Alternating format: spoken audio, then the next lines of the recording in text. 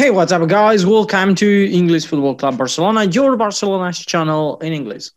As I told you yesterday, today we have two matches to analyze and some news to talk about. So, without more delay, let's start.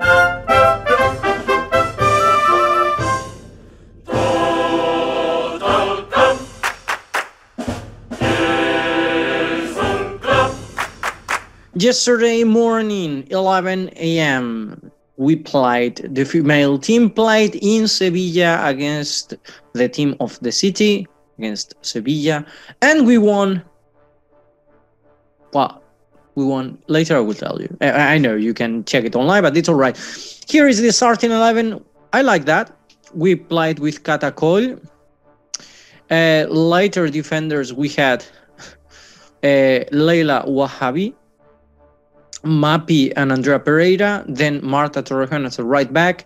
In the midfield, Alexia Putellas, Patrick Guijarro as midfield defender, Alexia Putellas and Claudia Pena as interiors, and then wings we had Rolfo and Kornogorcevic, and finally as a fake 9 we had Jenny Hermoso.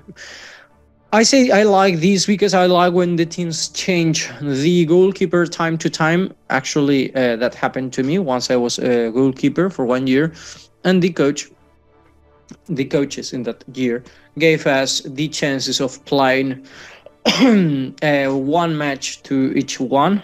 Well, the first time. The first match I missed it, and then I played 4 matches in a row. I didn't play for 2, and then we started changing one until I got injured by the hand. But this is not talking about me. Let's talk then about the match, because oh my god, the image of the match is this: the team. I have to confess that when we changed the manager, I was afraid.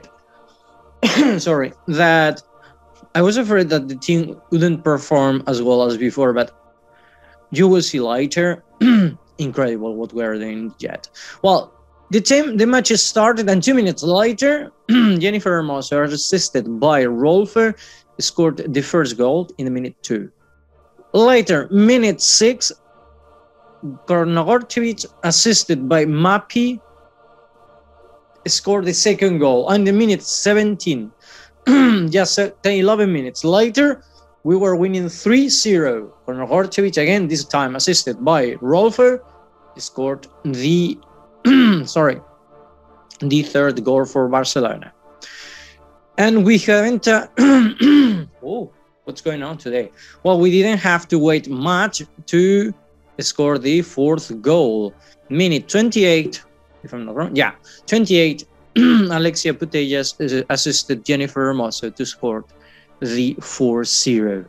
We could stop there, but it seems that Jennifer Hermoso, Fridolina, Rolfo wanted to get her chance too, and then she scored the 5-0 in the minute 37, assisted by Jennifer Hermoso. And then to make up a bit the result, in the minute 44 before the halftime, Elisa del Estal Mateo scored the 1-5 for Sevilla. After that, it was just a Barcelona festival. In the minute, well, we had 5 changes in the minutes 46 and 58. I'm not going to talk about this, but later in the minute 82, no, in the minute 58, Rolfo scored again, the 6-1, the minute 82, the 7-1 by Claudia Pena.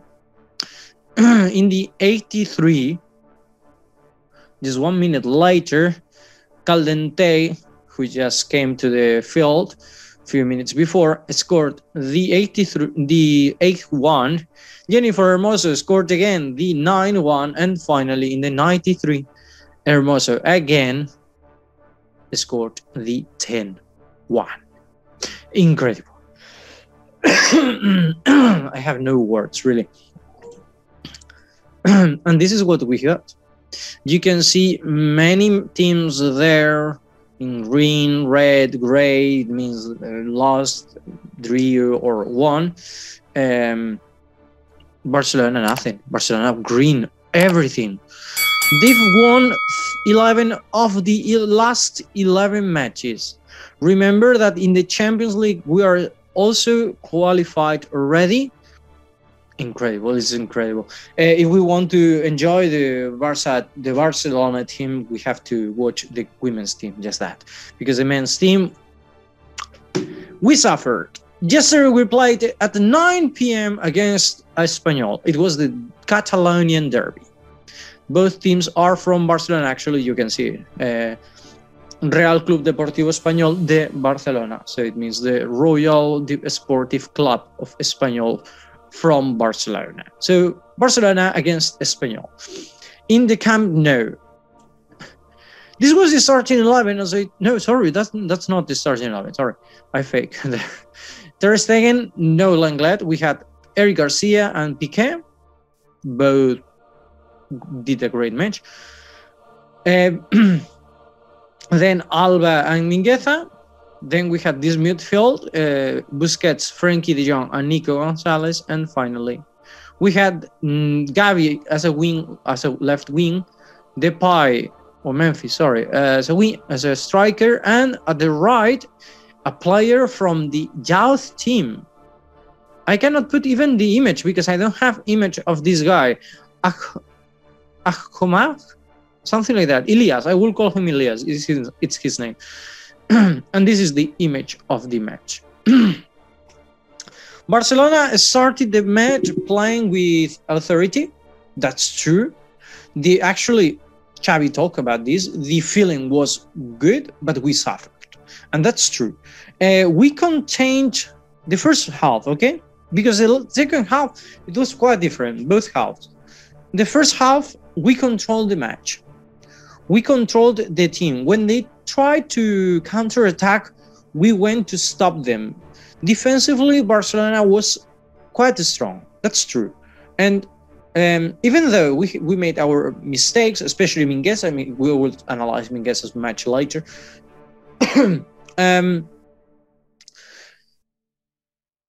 Defensively, we were quite good, even though they had their chances, but not.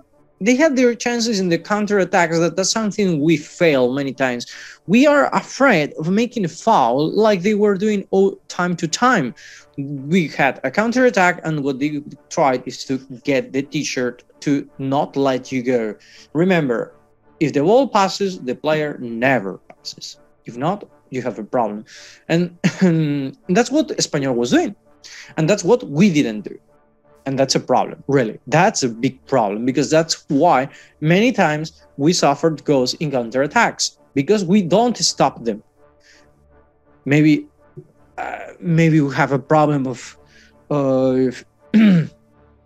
confidence. Maybe we are overconfident, thinking they are not going to score because we have Ter Stegen, but that's not an excuse. Ter Stegen is not a gate. It's a goalkeeper. He cannot close the goal and say, well, here I am, nobody's going to score. No, that's not how it works.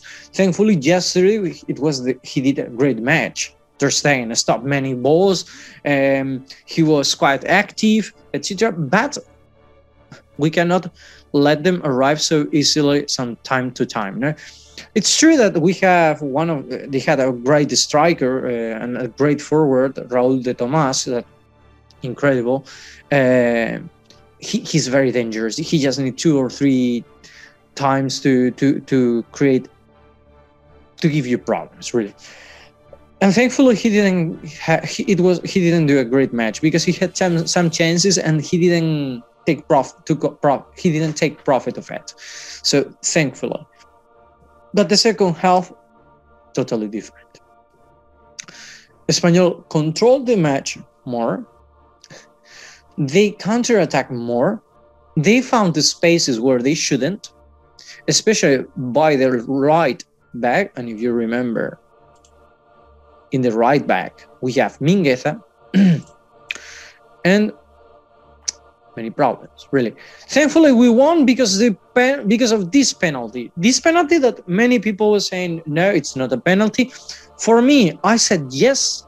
I was in a bar talking with friends, no, and I said yes, it's a penalty because the defender, I'm not sure who he is, he touched Depay by behind. In these pictures, you cannot see it. I hope in the video you can see it. He touched the right foot. Depay feels enough, how to say? He feels enough touch, enough contact to fall. It's not a penalty literally, and actually it shouldn't have been signed as penalty, but well, later it was Depay, Memphis, who scored, and yes, in that moment 1-0, and that was the result of the whole night.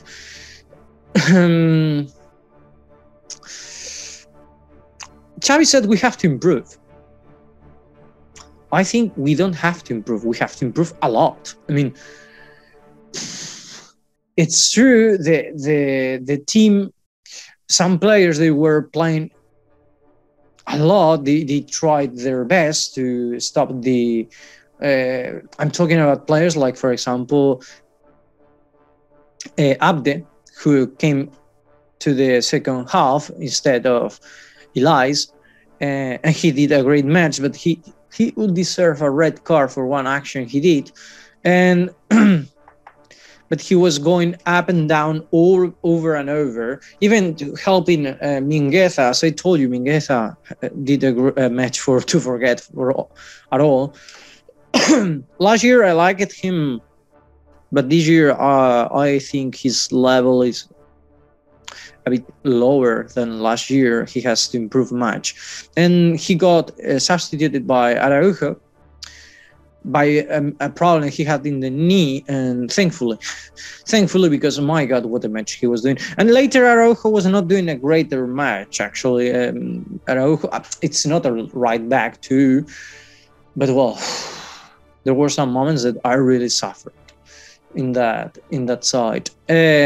Also, Gavi was too active. One of the counterattacks that Espanyol was playing, that Espanyol did, I was thinking, who is that defender? He doesn't look like Jordi Alba, and it was Gavi who was defending instead of Jordi Alba. So imagine what a match this guy did.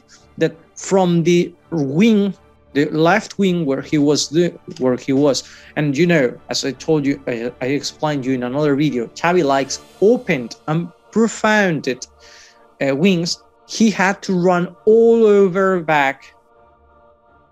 way back to his own area. Really, Gavi performed a quite good match. Ilaix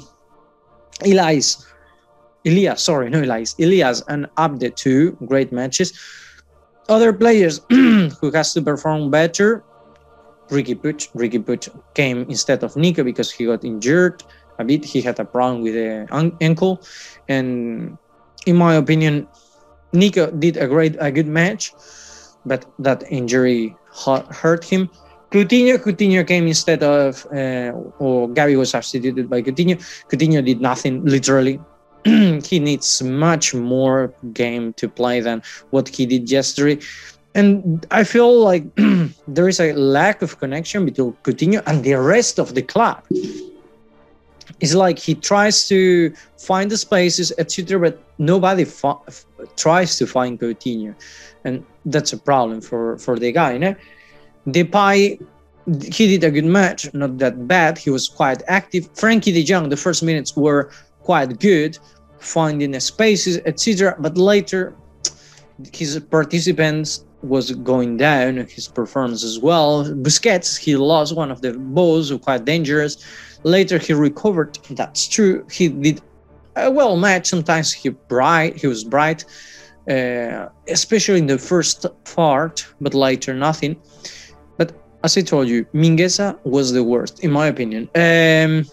Defending, you can never leave the back of the forward towards the goal, and that's what Mingueza did 3 times, not 1, 3 times. Mingueza tried. He put his his back on the line of the area, but leaving a lot of space behind his back. So the defender just needed to pass him. That is really not that difficult, actually.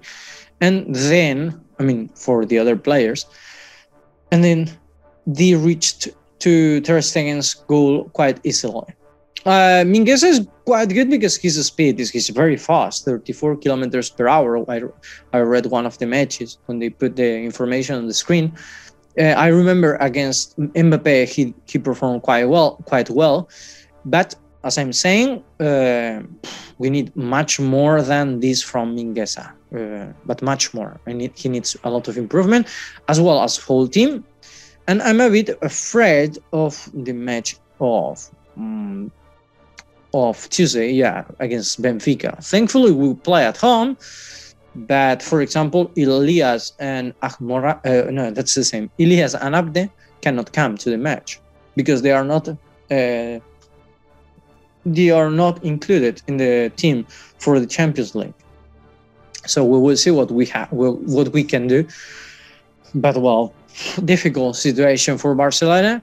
But in this moment, we are 6th, 20 points, 1 point behind Betis with the same matches, and just 6 points far from Atletico Madrid. The problem is Real Madrid, that if they win today against Granada, which is 17th, they will be the first in La Liga, and we will be 10 points behind. But, well, we are still in November, almost December. This is too long yet, and many things may happen. In the last news I read yesterday, Kun Agüero, if you remember, he has a problem in his heart. A journalist was saying that he's going to retire, that he's going to do a press conference this next week. Just yesterday said that he doesn't know anything about that. Xavi later in the press conference, he said that they talk with Kun Agüero and they don't know anything about this, that all the information they have is that he's following the doctor's indications. And then here we have his friend, and in this moment I don't remember his name. Nasri, that said that effectively Kun Agüero sent him a message saying that he confirms, the same Agüero confirms that he's going to retire. I'm not sure if Nasri says so, and they know each other quite well. It may be right, it may be true. We will see this information in the following weeks. Personally, if you want to know my opinion, yes. We don't have enough players, we have problems, yes, etc. But his Kun Agüero's health is more important than the club. That's you remember when Laporta said any player is over the club, or any player is more important than the club. He meant economically, but by his health, of course. If the Kun Agüero is going to have problems, or this is going to be a problem for his life, better leave. It will be a good thing for both parties. Kun Agüero will enjoy his life because he can enjoy his life from now on.